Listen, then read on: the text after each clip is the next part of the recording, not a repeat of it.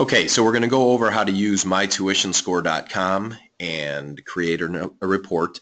I have already logged into the account. So what would happen is a user goes in, clicks on the sign up page, enters their first name and email address, and then the system will send them a confirmation, and then their account is set up and they can use it. So that's what I've already done here. I'm logged in as a new user, and I'm going to click generate your tuition score now. And this takes them to the Get Started screen. As an FYI, as an advisor, you are able to create as many of these reports in your own account for various clients. But this would be the client process or your process if you're creating a report.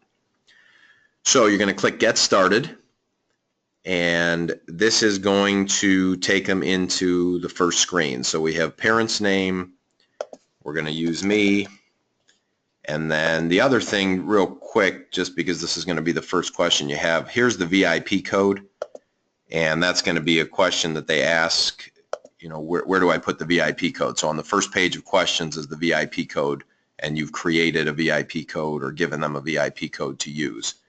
So we're going to do that. We're going to just make up Bob Rose here as a student, and then Bob's a male, and we'll use this email address for now, and my zip code 44139. There's the VIP code. Move on to the next screen. Graduation year, we're going to say Bob is a junior, so 2018. Bob lives in Ohio. And then Bob lives in the zip code. One of the questions, how far is Bob willing to travel? Well, you've got a few options here. Like to come home and do laundry, so pretty local. Drivable day trip possible, close enough to occasionally come home for the weekend, or anywhere in the country. And anywhere in the country obviously is going to give us the most flexibility. Desired major, we'll say Bob is looking to get into business. So I'm going to click business. First choice of school, let's say Bob's thinking about Ohio State, and that's going to be Ohio State University in-state. Let's say a private school like Worcester, which is in Ohio, and let's say Duke. And in-state and out-of-state doesn't matter on private schools if you don't know that, but just an FYI. So we've got the three choices. We move on to the next thing. How many family members live in Bob's household? We're going to say 5. Bob's parents are still married, and that there are 2 parents in the household. How many other students are currently enrolled in college right now? No other ones. And we'll go on to the next one. Bob did better on the ACT or SAT. We'll say he did better on the ACT, and we'll say he scored a 24. And his unweighted grade point average, well, let's say Bob has a 3.6. And we'll move along.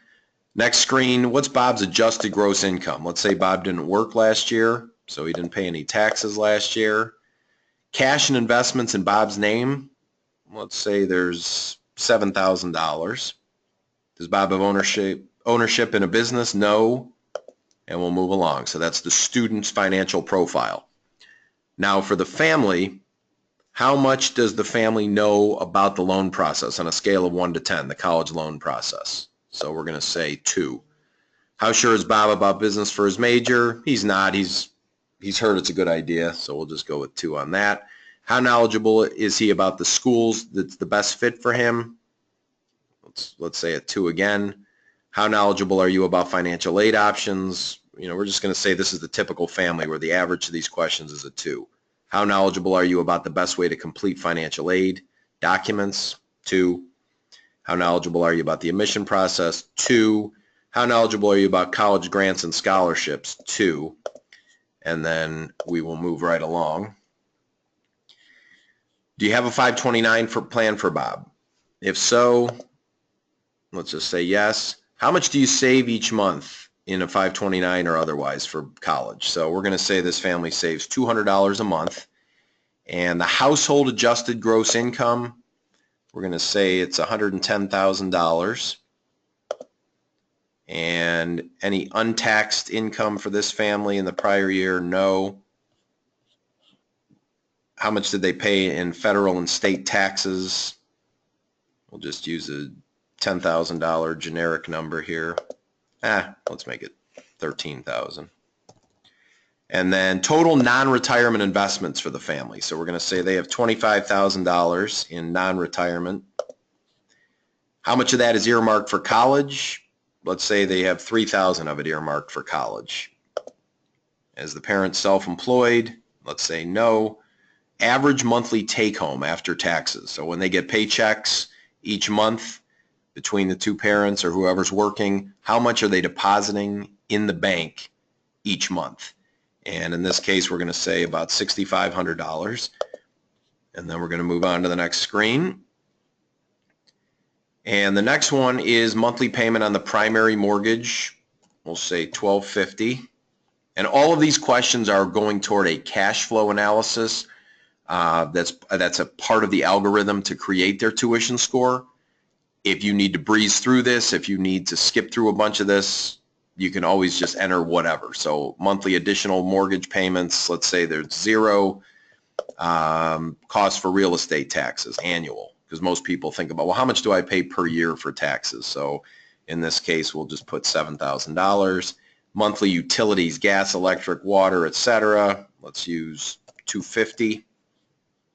Cost for cable, internet, home phone, we'll go with $200. Home value, let's say that $300,000.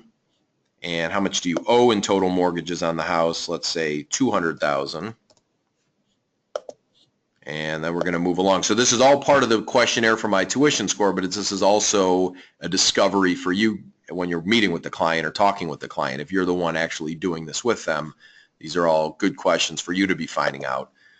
They have $750 in monthly car payments, annual cost for their auto insurance. Let's say it's $1,500. If they buy health insurance outside of their employer, how much do they pay? Let's say they don't. Let's say their health insurance is through their employer. Homeowners is $900 a year for this family. They have no student loan payments currently. Do they have any other loan payments? Let's say $190 a month. And then let's say they pay monthly credit card payments of $140. Their monthly cell phone expense for the household, let's say it's $300. And are they caring for any relatives outside of the home? Do they help their grandma with her mortgage payment? Are there medical bills they're helping out with? No. In this case, let's say no. And then you've answered all the questions, so now we're going to generate the tuition score. And what that means is the system is now taking all the information, running it through. The algorithm is creating a score out of 2,100. And that's what we have here. So this is the report. Here's the table of contents. And then this family's score is 1,028 out of 2,100. So that means the return on investment for college could be pretty low. Gives them a little bit of a synopsis there. And then it gets right into the cost summary. So Ohio State for 4 years based on his graduation year, which is 2018, it's going to be about $108,000 over here to attend Ohio State gross. Based on how much they have saved and earmarked and how much they are saving, they're saying that there's about $22,000 that they'd have for college, which means they're going to be short about $85,000, almost $86,000. And that's demonstrated here. The green is good, and the orange is what they're going to still need. And the average salary 5 years out for a business major after graduation, about $128,000. That is a nationwide average, taking all the different types of business jobs and so forth that are out there. You know, this picture here just gives them a little bit of an idea of the different majors and how much expected average salary that might be to, again, assess the return on investment. How much are we spending on college? If this is a $110,000 investment, you know, how much is Bob going to earn when he comes out potentially? And then this is going to break down by year. Ohio State's about $27,000 for the first year. The family's EFC, this is the actual FAFSA formula, is going to be about $20,000. So cost to attend minus the EFC leaves them with a need of about $7,000 right here. And Ohio State says they can meet about 71% of that need. So if they're meeting their needs at 71%, that means they can help them with about $5,000. That means the unmet need, which is if they meet 71%, they're not meeting 29%, which is about $2,000. And of the need they meet, they're saying about 73% is gift aid. So in other words, if they meet 71% of the family's need, 73% of that 71% is gift aid. It's free money. The other money is self-help or loans. They got to work that money off.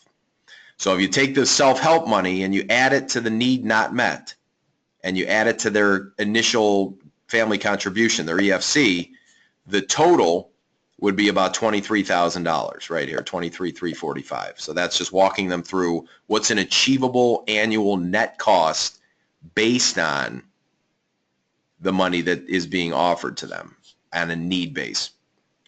So right here, you've got Ohio State generosity score, 52 out of 100. Just gives the family an idea about how much need they can meet. And then the ACT score, Bob's 24, is below the typical cutoff, which is about a 31 at Ohio State to get free money from the school. And they're saying here, look, don't panic. Free merit-based money, not free need-based money. So don't panic. This just means they're going to get less merit money potentially. They can always retake that test. Here's a little more aesthetically pleasing way to view all these numbers on a chart. And then we go on to Worcester, which is this, much more expensive school. Oh, sorry about that. Shows them what they can expect there. And then the same EFC there, this 19,954. But this achievable number, this $60,000 annual number for Worcester, what it's showing them is it could come all the way down to about $28,000. So Worcester could be in line with Ohio State. And that's one of the important things right away you want to be able to have the family see and use this report for, is that financial aid could make Worcester possibly as affordable as Ohio State. Not necessarily because of merit. Their score is kind of low here. Generosity score at Worcester, 79 out of 100, so a much better generosity score. And then when we get into the EFC chart at Duke, we show them their costs, and potential net cost could be under $25,000 at Duke. So Duke is a much, much more generous school than Ohio State. It's a lot harder to get into, though, as well. So that's going to have to come into play. And 90 out of 100 for the generosity score at Duke. So it's a very generous school. Then what's going to happen is the system's going to generate 9 other generous schools that are within the, they said they'd go anywhere in the country. So these are based on generosity score and travel distance. That's it. This Lynchburg College, for instance, we don't know if Bob would want to go there. We don't know if that's the right fit for him. This is purely financial suggestions based on generosity score and based on travel distance. And you're going to see some names in here you probably never heard of, which is the idea, in a sense, is to get these families thinking about, hey, there's 4,000 college options. Maybe I'd like to consider Pikeville. Maybe I'd like to consider Wesleyan. Maybe I'd like to consider Rosemont. It's just to get them thinking outside of what the initial 3 school selection box might be for them. And so some of them they'll have heard of, some of them they won't. Then the system is going to give schools that are higher ranked for their major. So he wanted to be in business. These are some of the best business schools in the country from U.S. News and World Report based on job placement and pay. And that's it. So they'll show the generosity scores. It'll show the cost, but it's not necessarily saying he could get in. It's not necessarily saying that's the right fit for him. This is just objective information. And again, this does not necessarily mean they're the right fit or that a mission is easily achieved. One of the most important things that they can learn is that sometimes the most expensive college on the list as a sticker price can wind up being the most affordable. And that's important. That's a first tip. Now, other ways to raise your tuition score. These are all tips for them. The EFC warning, some of the schools on the list are going to be CSS profile schools. So in addition to the FAFSA, they require the profile. And one of the things that they take into account on the profile that's not on the FAFSA is home equity. So for instance, what they're telling them here is this is a warning. If you're going to a profile school, that EFC we showed you, which was close to $20,000, could actually be $2,400 a year higher based on home equity. And what you'll find with CSS schools is there are a lot of different formulas, and it's subjective, and there's no way to necessarily pin down the exact formula at any of them. So what we want to do is be able to just kind of give them an idea of how much higher that might be if they're looking at a CSS school. And so again, goes through all these different tips. And then we're going to get to the college planning checklist. So fill out and submit the FAFSA. This is in accordion style, so you can click on any one of the tips and any one of the checklist items, and it'll explain more about it. Dates to remember, CSS profile, receiving your EFC, getting your award letter. This is saying this is what the process is. So this is a valuable resource for families to understand. Bottom line with families, they don't know what they don't know. And this report is a one-stop resource to help them understand what they need to know. But it doesn't necessarily do it for them, and then it kind of opens their eyes to the things you might be able to help with. Great picture of me right here. About a 25-minute financial aid video, kind of financial aid night in a box. This is the abbreviated version of what you might be doing in a workshop or what they might hear about at their school financial aid night. Again, being a resource, the benefit here is they can start and stop it as often as they want. They can come back and replay it at any time, instead of trying to learn everything in one fell swoop. They can also download our loan manual, our scholarship guide, a list of the most generous schools in the country based on need. And this just goes through then the ability to get skills assessments, a glossary, and again, an accordion style here. Let's say I want to know, what does EFC mean? So I click here. Estimated or expected family contribution is the number to determine your eligibility for federal student aid. It's also the basis for most schools' financial aid departments, blah, blah, blah, etc. So this is the glossary. And again, this whole report is a valuable resource. It gives them enough to understand what they need to know, but not quite enough to solve the problem of necessarily how to do it or how to do it the best way. And that's obviously where you come in.